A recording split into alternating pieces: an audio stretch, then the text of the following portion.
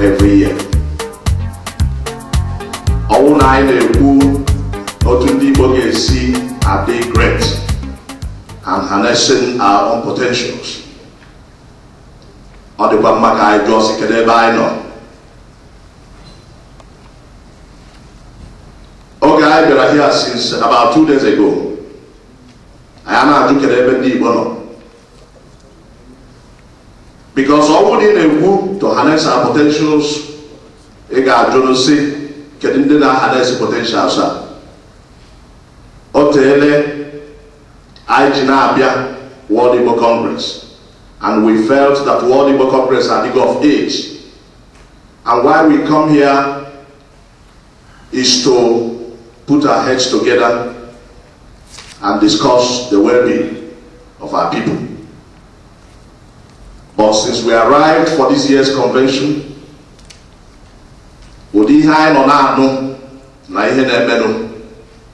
if you look around, the hall is so empty and scanty. I am just talking there. Oga Makandina Hazi World Igbo Congress. Let's go Mahanya of Ma. Maka Ahugadi, Igaha Woman Oria. Igebugozo Messier organization, which is now a pride to most Igbo people. Because in Nigeria and other parts of the world, the World Igbo Congress is something you must be proud of.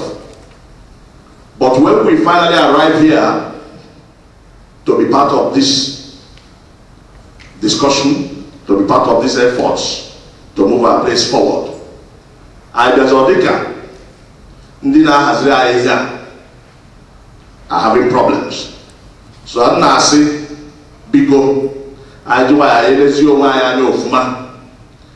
Ndi American na Igbo unu fail on the Igbo.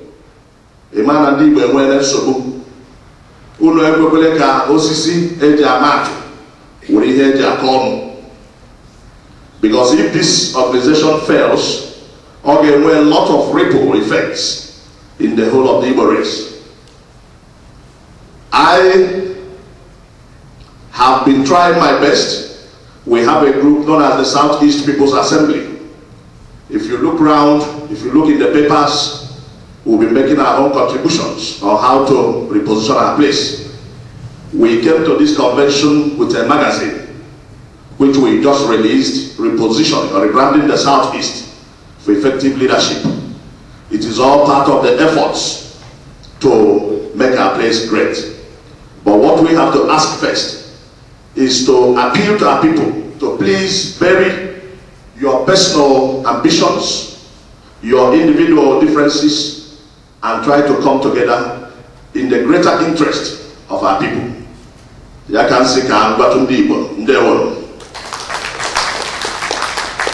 Biko, I want to use this opportunity to thank Dr. Aneke for a wonderful speech that was well put together. Thank you very much. Now my question is this. These two things that are going for Nigerians, the self-confidence and the burst of energy, given the discordant nature of our people, the continuing infighting, as exemplified by Ohanese, Abga situation, and other organizations in Igbo land, how long do you think, if ever, these two things going for us can sustain us? Or are we going to fall flat on our face? Thank you. Thank you. Energy, put to a physicist and to an ordinary person. Energy, the utility depends on what you put it. When a bomb destroys a city, it's energy. And when you put the locomotive engine to move, it's energy. Depends on what you use energy for. Problem is, most of our energy has not been directed to the center. It's been away from the center. And when energy is away from the center, is not doing good. So the energy is there. And as I said in the speech, when we had problems, we reached for the energy. Like Aneke said, that the huge lead Yoruba gave us from the late 18th centuries when there were lawyers and doctors and we had no schools. That between 1930 and 1950, we reached out for some energy and bridged that gap. After the Civil War, it gave us 20 pounds for whatever you had in the bank before the war. It was a purposeful design to take us as variables out of the equation. If you've done mathematics even in high school, there are variables, and if you're not a variable, you don't even know what's going on. But we reached down for that energy and still maintained our part of the economy, despite the fact that we were pauperized. So those instances are positive use of energy, and we use them. And like I mentioned, during the past 8 years of WIC, things were not, best intentions were not for us. But we reached for that energy and kept our head above water. So it's what you use the energy for. All we are here is the way to make this energy purposeful and directional. Give it some direction and momentum that will work for us. That's it. Thank you. Thank you. The topic is Ndi Igbo, the way forward.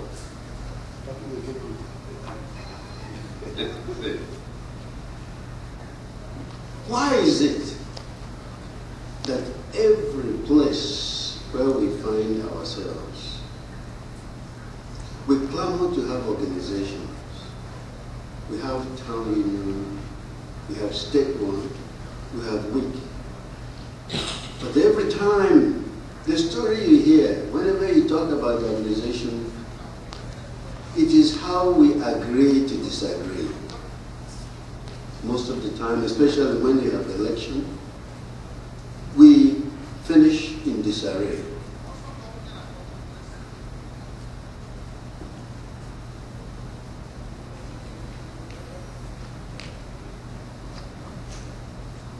Can I continue? Yes. What is it that makes us tick? Why is it that we cannot work together? And as united we stand, and divided we fall. And the old Igbo Union had a motto, Ibanye Nanda. Why is it that in those yesteryears, the Igbos get along, work together, achieve the high educational standard? God endowed us with all intelligence, the technological know-how. Why are we not putting these to profitable and beneficial use? Is this the end of the Igbo people? Do you see any way forward to changing our characters and behaviors?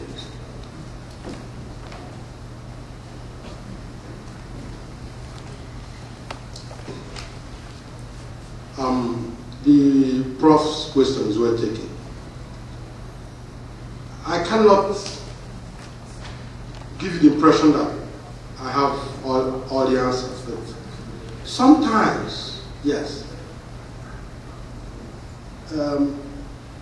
problems or virtues can be generational or geographical, depending on what the people are facing. Like he said, say in the 1920s, 1930s, 1940s,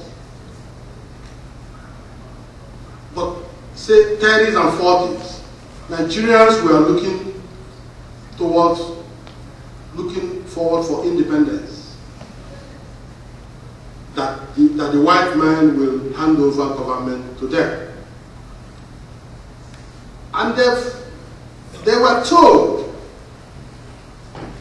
when the white man gives you independence and you didn't train your son and your daughter Another person will come to your place and become a white man. So there was this race to train people in the 30s and 40s so that when independence comes, they will partake. Like I said, my hometown levied people for years to send people to high school and universities in the 30s and 40s. Because there was pressure. Maybe that pressure created the momentum. And this same thing, like we said, happened after the war. We didn't have money, but we had to survive, and we reached out and brought this energy. I don't know whether we have the impression that we have arrived, or that it's time to share instead of acquire. But whatever mindset is giving us this first impression is what we're here to talk about and correct. Because when you look at families around you, look at families around you, your classmates in high school, those families that were not very well off and the kids are looking to acquire, and those families that felt daddy has everything, we're waiting for daddy to die, so we share, the results are different. And when you put it together at a community level, that's what happened to us. And the mindset has to change. Thank you. Go ahead. Thank you. Mr. Chairman, World Igbo Congress, na ndị nne n'isi oche, anyị ga-ekele Chineke maka nwanne anyị nwoke Dr. Aneke. Otu si kwupụta ihe Chukwu tinye ya n'obi. Ihe m chọrọ itinye, the other thing I want to add was the biggest problem of the Igbo ethnic group was that we did not realize the most critical dislocation that took place with the Nigerian Civil War. And so we've been running for 38 years and 8 months on a paradigm infected into our collective psyche. And what was the greatest dislocation? It was the Civil War caused a situation where we gave up the collective good for the self-preservation. And that paradigm shift created a new Igbo man. For after the war, whereas the Igbo man lived for the community, after the war, the Igbo man began to live for himself. And when you apply self to the concept of Ahame Fula, which I'm going to talk to us much later, and it will be delivered here before we finish. Ahame Fula, which was good, legacy, when you add self to Ahame Fula, it nullifies the entire concept of the collective good, and it became an issue of enthronement of personal agenda. So the critical crisis of the Igbo man today is how to recover, how to move self away from the epicenter to the circumference, and how to get the group interest, the group welfare, or the how do we create a situation where Otuonya Aburo Namoha? How do we create a situation where Omunna Wike? How do we create a situation where the collective good becomes something to live for? When God moved me to Europe, one thing He showed me in Europe was that the reason why the Europeans have become the most successful people group in the world, from one continent, Europe, they took over North America, took over South America, took over Australia, New Zealand. One people group now control 4 continents in the world. The simple solution and answer would now, as a people, the group is larger than the interest of the ordinary. And since the day when they beheaded King Charles II in England, for instance, the people of England successfully subjugated everybody, including their crown, to the collective good of the people. And the challenge we have as a people group is to recover that overarching interest in the collective group. If we recover it, we will survive. But let me tell you one pressure before we leave. The pressure facing us now is that I were only 16 months to do this, because January 2010 will mark the 40th anniversary of the end of the Civil War, and that means a whole generation. Children born on January 1, 1970 will be 40 years old. If we miss that realignment by that date, and that's a message from God for this conference, as a people, we will enter 40 more years in the wilderness. Thank you. Thank you. Thank you. Thank you. Because